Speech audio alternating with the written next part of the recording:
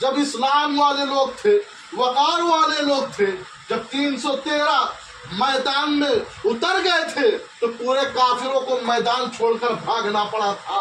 یہی 72 جب کربلا کی سرزمین پر اتر گئے تھے اسلام کے لیے تو 22,000 یزیدیوں کو سلنڈر ہونا پڑا تھا۔ یہی خواجہ غریب نواز جب اجمیر کی دھرتی پر آ جاتے ہیں تو پرتھوی وار چوہان کو بھی ان کے قدموں میں سر رکھنا پڑا تھا۔ تو معلوم ہوا کہ آج جو ہے ہمارے اوپر جو مصیبتیں آ رہی ہے اس کا مسئلہ یہ ہے کہ ہم جو ہے اسلام سے دور ہے، ایمان سے دور ہے، قرآن سے دور ہے، اور یہ جو دنیا فانی ہے اسی میں ہم ملوث ہیں۔ اور اسی میں جو ہے ایک دن ہوتا کیا ہے کہ انسان اس دنیا سے چلا جاتا ہے اور نامہ اعمال میں کچھ نہیں ہوتا ہے۔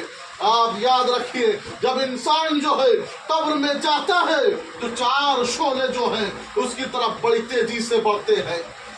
4 شعلے، ایک مشرق کی طرف سے، ایک مغرب کی طرف سے، ایک شمال کی طرف سے، ایک جنوب کی طرف سے، یہ شعلے اس کے طرف بڑی تیزی سے بڑھتے ہیں۔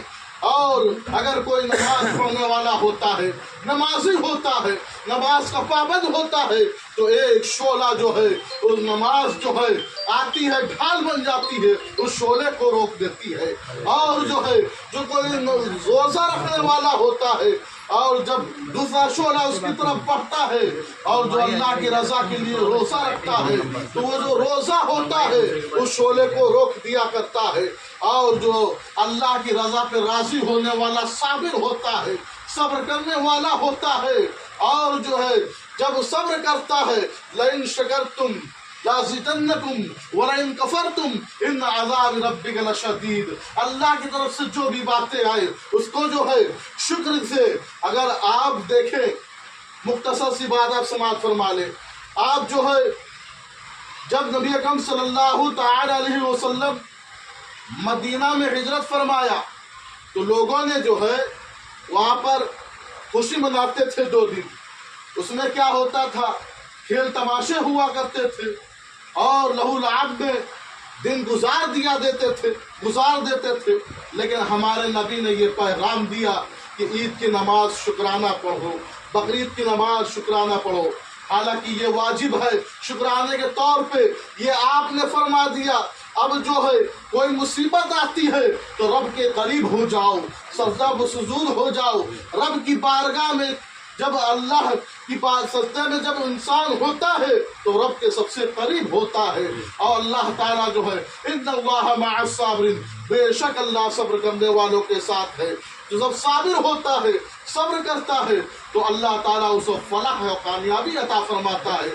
اور جو شعلہ ہے صبر کرنے والے کا وہ اس شعلے کو روک دے گا۔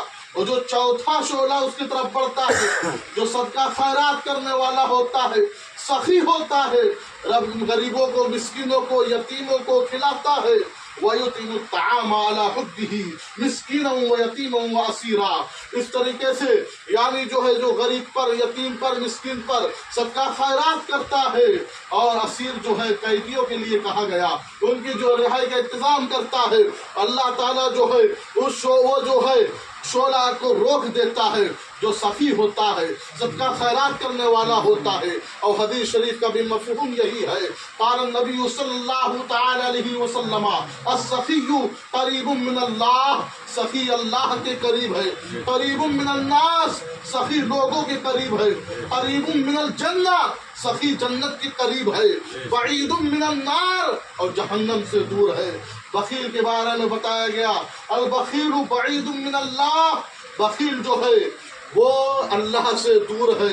البخیل بعید من الناس، بخیل جو ہے لوگوں سے دور ہے۔ بعید من الجنہ، جنت سے دور ہے۔ قریب من النار، اور جو ہے جہنم کے قریب ہے۔ تو لہذا جو ہے آپ کو اللہ نے مال دیا ہے تو غریبوں کا سہارا بنو، یتیموں کا سہارا بنو، مسکینوں کا سہارا بنو، اور ان کے نام سے جو ہو سکے اگر یہ غریب کو کھلائیں گے اور پلائیں گے اور وہ دل سے دعا دیں گے تو بے شک اللہ تعالیٰ ان کی بخش کو مغفرت فرمانے والا ہے۔ لا تقنطوا من رحمت اللہ کی رحمت سے مایوس نہ ہو۔ اللہ تعالیٰ بڑا قادر مطلق ہے، جس کو جہاں سے چاہتا ہے بخشش کا پروانہ عطا فرما دیتا ہے۔ لیکن ہمیں خدا نے زندگی بخشی ہے تو ہمیں نیک کام کر جاؤ، خدا توفیق بخشے تو خدمت اسلام کر جاؤ۔ ہمیشہ ہی نہیں رہنا ہے تمہیں اس دار فانی میں، کچھ اچھے کام کر جاؤ تم اپنی زندگانی میں۔ اللہ تبارک و تعالیٰ سے دعا ہے کہ ہم سب کو حق سننے، حق بولنے اور حق پر عمل کرنے کی توفیق اور رفیق عطا فرمائے۔ استغفر اللہ ربی من کل ذنب واتوب الیہ وما علینا البلاغ۔ السلام علیکم و رحمۃ اللہ وبرکاتہ۔